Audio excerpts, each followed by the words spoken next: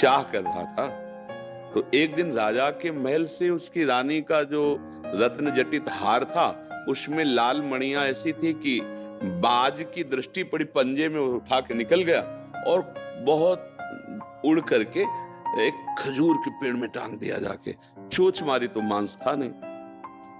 अब राजा की रानी ने याचना की कि वो हमारे सुख का हेतु था, तो राजा ने घोषणा करा दी, जो शाम तक उसे ढूंढ के ले आएगा उसे मैं उसकी मनचाही वस्तु प्रदान कर दूंगा।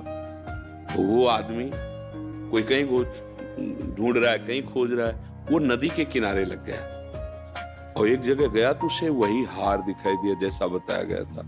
कूद पड़ा, तो मिट्टी हाथ लगी, कुछ लगा नहीं, फिर बाहर निकला। फिर जब जल शांत हुआ, रज तो समय लगा ना, फिर देखा हार वहीं, फिर सीधे वहीं कूदा, फिर हार नहीं मिला। वो शाम हो रही थी तो एक महात्मा उधर से जा रहे थे, वो खड़े होकर उसकी चेष्टा देखी, नजदीक गए और कहा, भैया अगर आप संशय न करें तो आप जिस का लक्ष्य कर रहे हैं वो बात बता दें।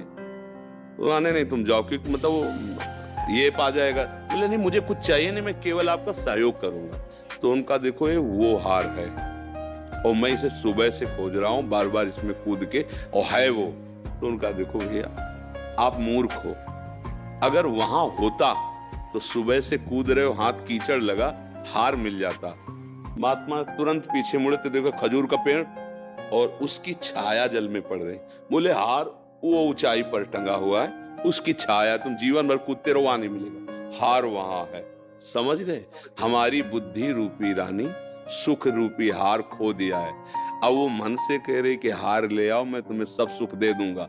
मन संसार भव नदी के किनारे आया, अब ये विविध भोगों में उसी को ढूंढ रहा, सुख को। अब कोई महात्मा मिले बताए इधर नहीं, इधर से हटो और इधर मुंह करो ऊर्ध्वमूल, इधर देखो ऊंचे की तरफ, ये उसकी छाया है।